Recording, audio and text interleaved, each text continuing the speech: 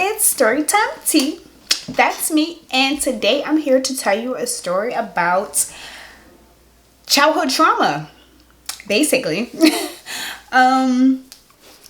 So I'm gonna set the scene.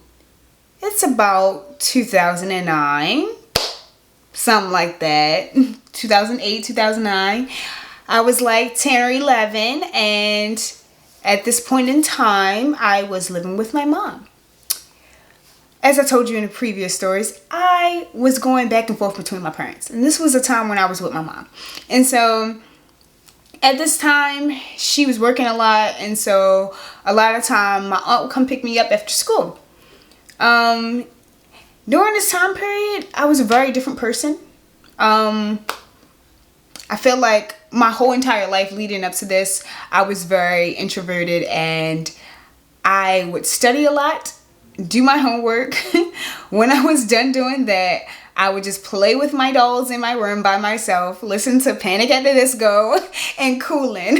So that basically was me. I had about 2 friends at school and like 1 neighborhood friend. They were the only ones I talked to other than my cousins.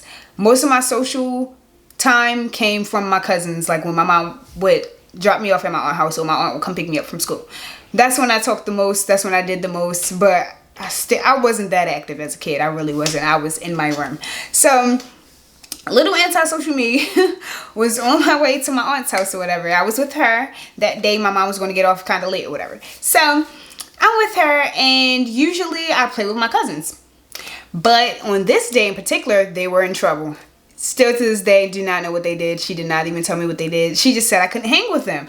So I'm just like, all right, I'm at your house. Every time I'm over here, I'll be with my cousins. And I can't play with my cousins. I'm like, what am I about to do? Like, am I going to sit here and talk to you? Like, what's really happening? Like, what am I about to do? Because my homework was already done before I even left school. So she's just like, oh yeah, you could watch me cook. We could talk, whatever, whatever. I'm like, all right, cool. And I don't think she really did much talking to anybody her own age, really. So I was just like, this is her therapy time at this point, and I'm about 11 and I'm listening to all her woes, and I'm like, oh, okay. And at this point in time, I didn't care about anybody or what anybody had going on. The only thing I was concerned with was myself and things that I wanted to get into. I wasn't a people person at all. So she was talking to me and I was not really listening. And then she realized I wasn't listening, so she started asking me just random questions or whatever. And then so she started talking. She's like, oh, so if you were locked in a room and you couldn't get out, what would you do?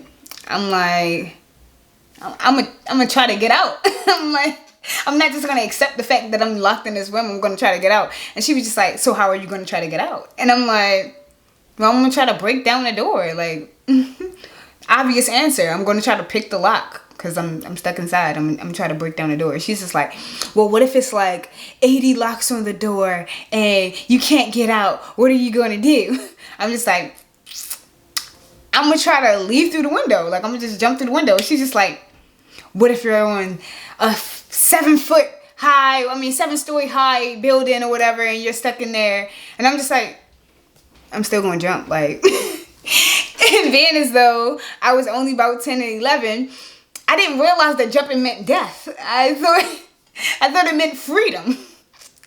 And so she's just like, what you mean you're just gonna jump out the window? It's 7 stories high. I'm just like, I'm going to jump out the window. I don't care. I'm not about to stay in there. And so that's exactly how I said it. And she was like, okay. And then after that, she didn't talk to me no more. And so I'm just like, all right. And cell phones really wasn't a thing for real. So it wasn't like I could just get on social media or play a game on my phone for real. So I just was twiddling my thumbs, waiting for the food to be done so I could eat. And when the food was done, my cousins came out, we ate everything. And then they went back in the room because they were slaves. Like, she was not ready to free my cousins. She told them to go right back in the room as soon as dinner was over. And I'm like, all right, this is like the most boringest day I ever had in here ever in my life. Like, please, where's my mom? Where's my mom so I can go home? And so then my mom knocked on the door. They in the bed sleep. It's been like 30 minutes, whatever. My mom comes in and my aunt's just like, oh yeah, you stay in there. I'm about to talk to your mom real quick. I'm like, cool. And they go here. They have a little conversation. They talk longer than they usually do. And I'm just like, okay, whatever. And then me and my mom, we leave. Whole ride home or whatever. My mom did not say nothing to me. She did not say nothing to me. She just was sitting there with like the oddest face ever, and it's like super hard to read. I'm just like, I usually know what she's thinking, and I didn't know what was going on in her head. And I'm just like, okay, like y'all being weird. So we get home. I go in my room, take my stuff off, get in the tub, everything cool. I start watching my little videos on demand, and I'm cooling. The next day, my mom just like, oh yeah, I'm gonna come and get you from school early probably. She's like, I don't know how early, but I'm gonna come and get you. I'm like, all right. Either it was the next day or the day after that, I can't remember. But yeah, I was like, okay, cool. I'm excited. I'm like, hey, I get to leave school early. And so I go to school. I'm all happy all day because I'm like, I ain't gotta stay in here with these kids. And so I'm going, and towards the end of the day or whatever, after I had lunch, my mom kind of came like a little bit after I ate lunch, and she come pick me up. I'm like, hey, I'm like, I get to spend the day with my mom. Like, this is tough. I'm having the best time of my life, like literally. And then we show up to this random building that I'd never been to before, which was really weird because my mom has like the same routine. Like, we would do the same thing, we would go the same ways, and we eat the same stuff like all the time. So I'm just like, where's we at? And so we go inside, and when we get in there, my older brother is in there, like the one that's her son. So it's my favorite brother, the one that I was around the most. So he was in there, and my other aunt was in there. Not the one I was just with the day before, but his godmother. So both of them in there. I'm just like, oh snap, it's my favorite people. I'm like, what y'all doing here? I'm all excited. Y'all, I shouldn't have been that happy, but I was just having the best day. No. We sit down, whatever, and nobody's saying anything. And I'm like, bro, why are we here? And so my brother was like, you don't know why we here? And I'm just like, bro, no, like, bro, why are we here? Like, I'm just confused. I got out of school early, and then you here, which means you got out of school early. Like, this is weird. And then he was just like, oh, well. And then my mom was just like, she'll see. I'm like, what does that mean? And so then this man come in with the little Dr. coat on. Y'all can't even remember the name of the little Dr. coat, but y'all know the little, yeah, his little white coat on, y'all. He came in with a clipboard and a pen. I was not prepared for what came next, y'all. I was not prepared at all. So he's just like, hey, how are you? I'm just like, I'm good, for real. How are you? And he's just like, well, do you know why you're here today? And I'm just like, no, I'm confused. I don't even know what's going on at this point. And he's just like, all right, so, you know, I just want you to know that everybody here really cares about you. And I'm just like, hey, yo, is this an intervention or something? I don't do drugs. I don't know. I'm 10. Like, what's going on? Like, I was so confused, y'all. I'm just sitting there so dumb, just listening to all of them talk about how they love me and they want to support me and they want me to be happy. And I'm just like, bro, what is going on? So, at the end of all of that, while my face became more and more confused over time, I realized that I've been set up. That I had been set up, and my words were misconstrued, and now I'm about to go to a crazy home, right?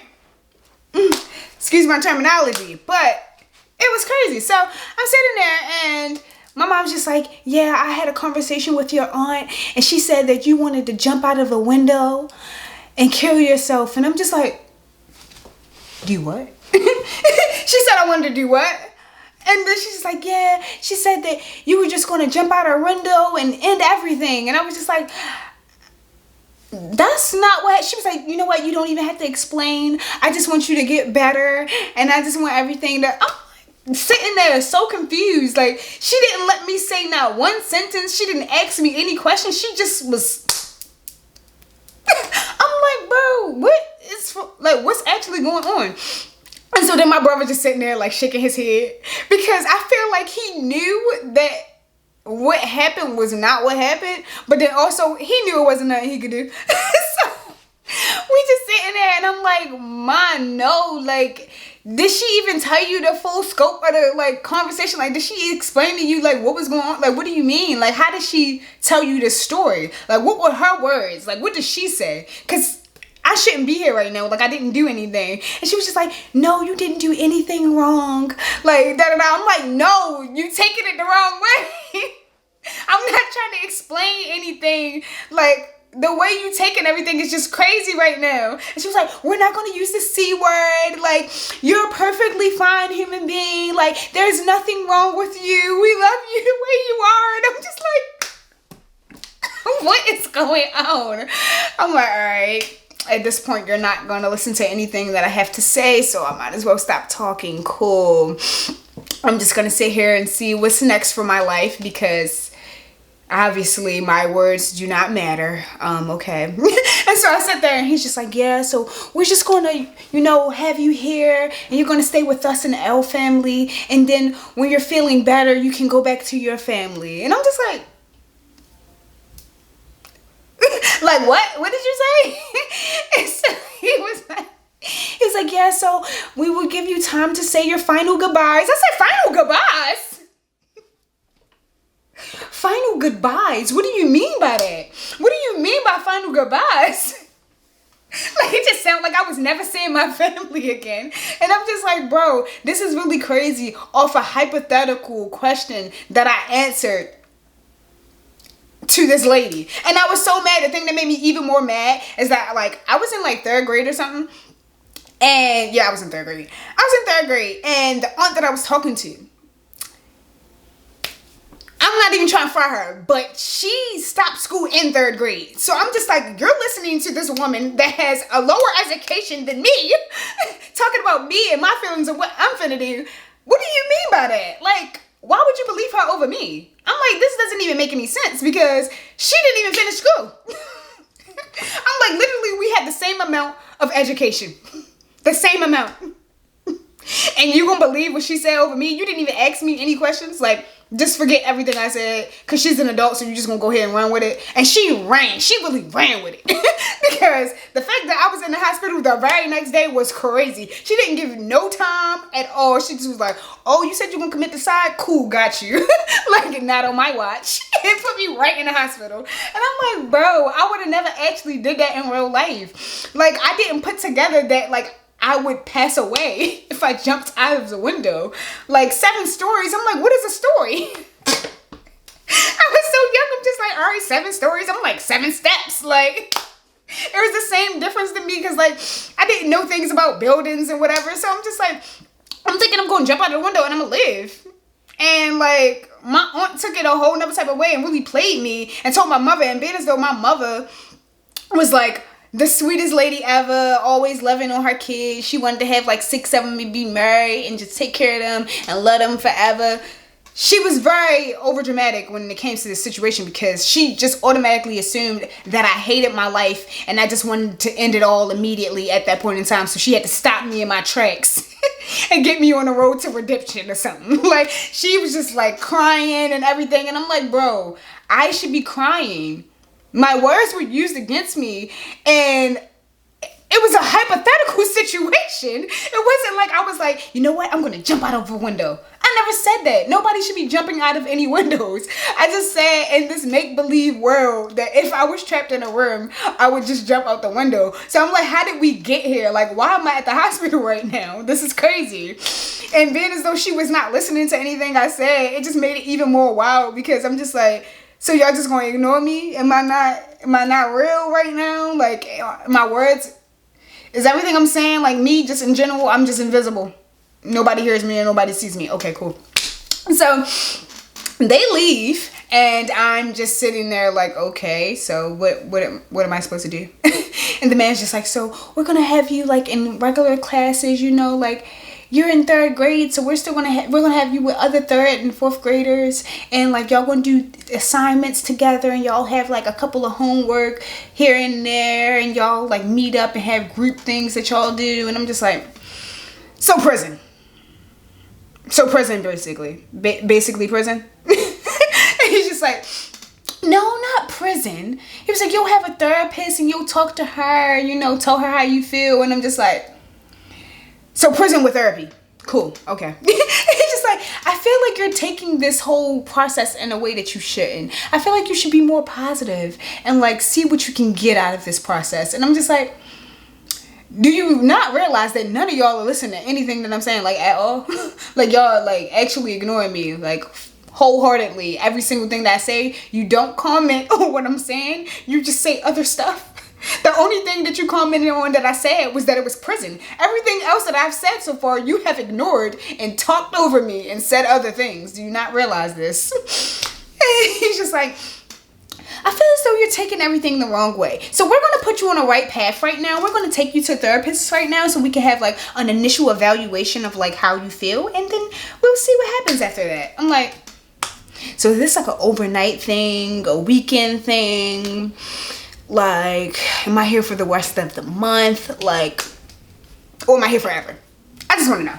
I just want to know. Just tell me and I'll know how to adjust my life. And so he's just like, well, we're going to take things at your pace and we'll just see how you react to things. And we'll let you know, like, when you can go. This process depends on the person. And I'm just like, you keep on saying this process like it's not actual prison. Like, this is literally prison. You're literally making me do the thing that I hate the most, which is interact with people that I do not know. I do not know these people. I am not related to these people. I have no care in the world about anything they got going on. Like, I don't like to interact with other people. And you saying they're kids, that makes it worse. I don't like people my own age. I don't like people my own age. So that makes it even worse. And so I'm just like, okay, I guess I'm just going to have to rock out because I'm not going to try to go against the grain here because that's not going to help anything. So, you know, send me to therapy. Let's go. Get into therapy, y'all. This was not therapy. What they made me do was basically listen to a lady tell me that I'm a psychopath and that I need help. And the only way I can get help is by listening to all the adults that was in there and ignoring who I am as a person. That's basically what the conversation with the therapist was. And of course, me as a 10-year-old, I'm just like,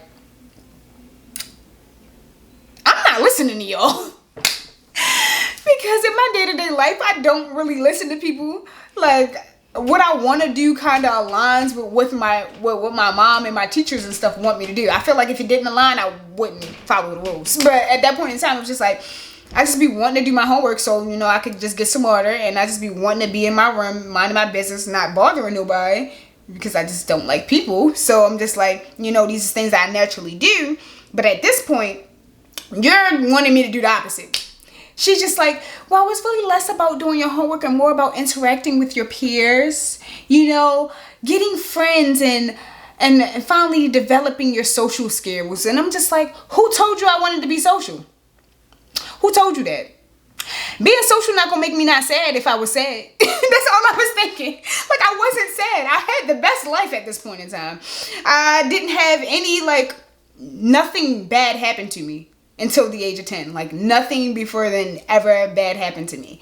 Except for me getting left on the bus. That literally was it. Like, nothing else happened to me. I had a great family. My school life was great. My mom loved me. Like, like everything was good. My dad, great. He loved me, you know. We had money. Like, everything was cool. Like, I really had a good childhood up until then. So I'm just like, I had no reason to be sad in my head. So I wasn't sad. I just didn't like people. But apparently that didn't matter. Because apparently I was going to jump out of the window and end it all the other day. So I just had to go along with what they were saying. And so after I talked to a therapist, I was like, oh, okay. And then I left. And they put me in this room with this girl who was, I don't want to call her insane. She was something else. She was built like one of the little ants from off the Ant movie. That's how she was built. And her hair was always all over her head. She would get her hair done and literally by the end of the day, her hair was all over her head again. She would take the braids out. She would get her hair done. It would be so cute. And she would immediately take the braids out and like do this thing where she just scratched. she didn't look like she had dandruff or anything. She literally just wanted to scratch her head. I don't know. She literally just didn't want the braids in. And she would always just come over to my bed and touch me. And it was just crazy. Like, the whole situation was crazy. They put me with the opposite person of me. She wanted to interact with me all the time. She didn't ever want to do anything by herself. She didn't care about learning or getting her homework or anything done. It was always just playtime for her. And I'm just like, we are literally opposites, and I feel like y'all did this on purpose. I feel like y'all did this on purpose, and this is a personal attack against me. And I don't like this, like, at all. And so I'm just like, how long am I going to have to be in here? And I was continuing to just be myself while I was in there. And after doing that for 2 months, I finally realized I can't be myself. I have to create a new persona, and I have to really get these people to believe that I'm someone that I'm not in order to get out of here. So, took my instincts long enough, but after a cool 2 months, I realized. And so I immediately was like, I'm going to take action. I'm going to change how I am. And I'm going to be whoever it is that they think I'm supposed to be as a functioning person in society. I don't know. I don't know exactly what they want, but being as though they keep on trying to shove certain things down my face and down my throat, I think I can figure out who it is that I'm supposed to be. So I made some things up. Sure did. Made some things up, and I got out of there. You wanted me to tell you what I did? Of course you do. So immediately upon me realizing this, I decided to become best friends with my roommate. Yes, I became best friends with her. I would comb her hair and let her hold my toys and read her poems that I would have memorized in my little head or whatever. I would recite poems to her, yeah. Then in class with the other students, I would give everybody hugs. Everybody that wanted a hug, I would just hug them. All the little stinky, little nasty little kids with their little boogers everywhere. Yeah, I would hug them. And I was just like, this is obviously what y'all want. Y'all want me to be like extra smiley, extra happy, very open with these people. I'm just like, you know what? I really love your hair. Your shirt is actually amazing. You know what? My mom, that's my mom's name. Just lying, y'all. I just lied continuously every day, all day. And they was believing it.